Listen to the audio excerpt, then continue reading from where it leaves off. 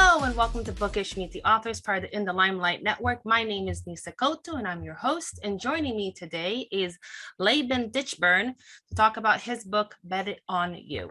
Hi, Laban. How are you? Buenas tardes, Nyssa. Mucho gusto.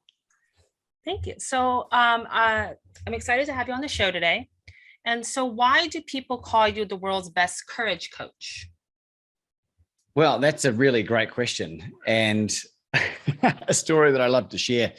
There's a gentleman by the name of Steve Hardison who lives in Mesa, Arizona. He, up until recently, was not known really at all. He was an enigma. He's known as the ultimate coach, and he is like a life coach on steroids.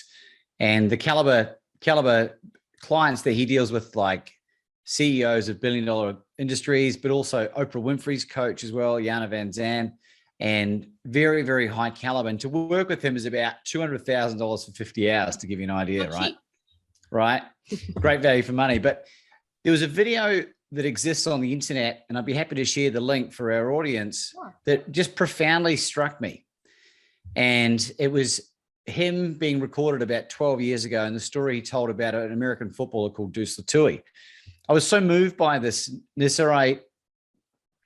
I wanted to connect with Steve, and I'm very resourceful, and I rang Steve, and he had the most transformative effect on me. And off the back of that conversation and working with another coach, we came up with this narrowing down of what it is that's my gift. And my gift is to bring courage out of people. And to declare the world's best is nothing to do with ego. It's a commitment that I make to myself every single day when I ask myself the question, how would the world's best courage coach conduct himself? And ever since I've made that declaration to the universe in September 2021, it has transformed my world around me and had the most profound, wonderful, positive effect I can't even quantify. It's kind of like you manifested that into being. Exactly right. And that's kind of what inspired you to write this book as well? Well, the book was actually written and finished before this world's best courage coach came about, but the book really exemplifies a lot of the behaviors that I'd already been developing as I'd gone through my journey of transformation, conquering drinking and drugs and gambling and philandering and autoimmune disease and limiting beliefs and negative self-talk, and starting my journey at becoming an ultra marathon runner. Wow. And finding the woman of my dreams and finding my purpose. And they tie in beautifully, although they have nothing to do with each other. Yeah. But it's all a part of like life and growing, and you took on a lot of challenging things. It sounds very simple when you write them off, but those are the hardest things to work on. Yeah, and, exactly right. And I don't want to diminish any of the experience, because it was incredibly challenging, but the most rewarding and worthwhile thing that I've ever done for myself. Yeah, sometimes the things that sound the simplest are actually the hardest. Amen.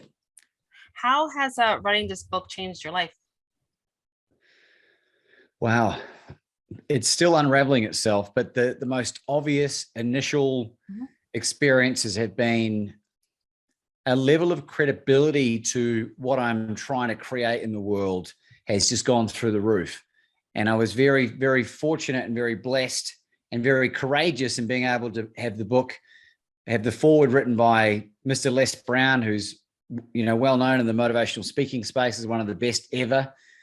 People like Mark Victor Hansen and Dr. John Gray from Men Are From Mars, Women Are From Venus, and Chicken Soup for the Soul. And when you have these people in your corner, it gives you as the author a sense of self-belief that becomes self-perpetuating, and you're able to pass that on to the people that are in your experience. Yeah, it's amazing. So what do you think are the most common challenges people are dealing with in your experience? Limiting beliefs. Yeah. That encompasses so much. Well, let me ask you this question, right? What's something that you believe about yourself that you just don't ever think you could ever change? Oh, that's a lot. There's a lot. Maybe, I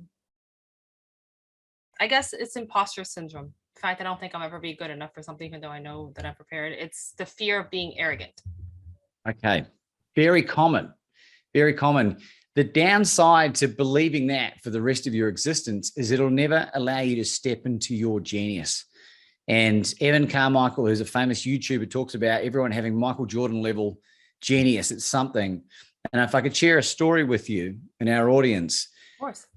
Jack Canfield, who's the other co-author of Chicken Soup for the Soul and writer of a book called Success Principles, which is in the library behind me here. He's known as the #1 success coach in North America, if not the world. Been on Oprah countless times, very well known. He's $5,000 an hour if you want to pay for his time as well. And he came on as a guest of my podcast series, which is called Become Your Own Superhero. It was coordinated by a third party, so I never had an opportunity to speak to him before he came on the show. And when he came on, and he'll admit this, he was cold and distant, and I think jaded from being on a speaking tour, you know, which he does hundreds per year. Mm-hmm. And I thought to myself, wow, I need to really change the dynamic. So I said to him this. I said, Jack, I've got a commitment for you. He said, what's that, Laban? I said, you're going to leave this podcast with more energy than when you started. And he said, and his whole physiology changed, and his body language shifted. And he said, I'm going to hold you to that, Laban. I said, you got it, Jack. First question I asked him was this. I said, Jack, Anna, my fiance, and I have gone through the loss of 15 consecutive miscarriages. What advice would you give us to help bring this baby into the world? And he answered it so beautifully and just so lovingly and just really snapped into Jack Canfield, you know. Yeah. The second question I asked him was, Jack, what do you need help with? And he said to me, oh, you know what, Laban, I don't have any challenges right now. Or, you know, oh, look, I've been trying to lose 15 pounds of belly fat.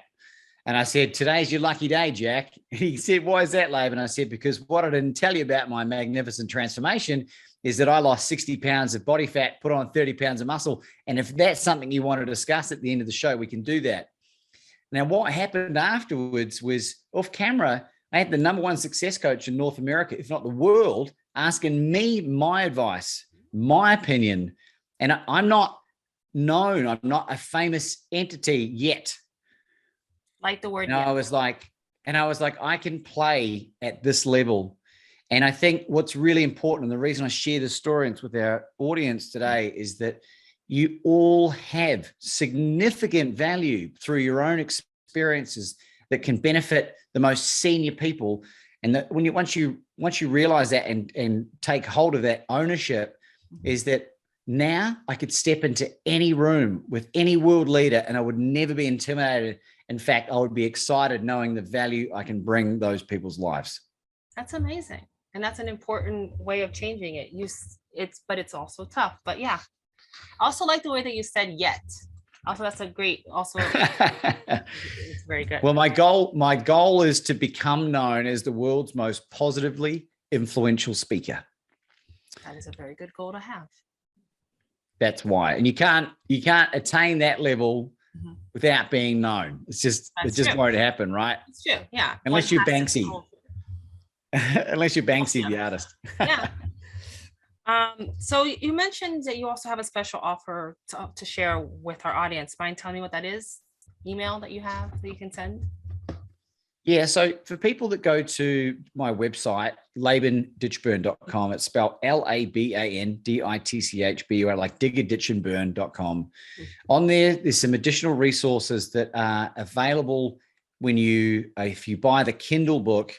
You click on the link, but the offer to our audience today is you can go and you can access those resources, which include some really interesting documentation on how I sort of supernovaed my health recovery from my autoimmune.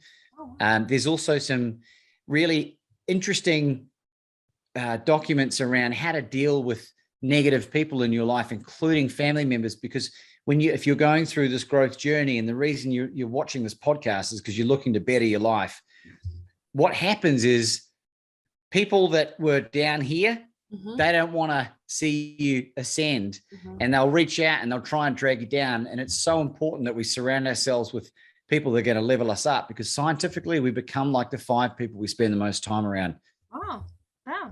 But also I think it's something you need to work on yourself? Because I know that the voice in my head, the fear, I have to recognize that that's what's holding me back and not me. Because that's something, because again, like we are also, I think we're sometimes afraid of change. We're afraid of doing something that's new, and we want to stick with what's what we're used to. Even if it's not helping us, we're still, it's comforting because it's something that we know what it is.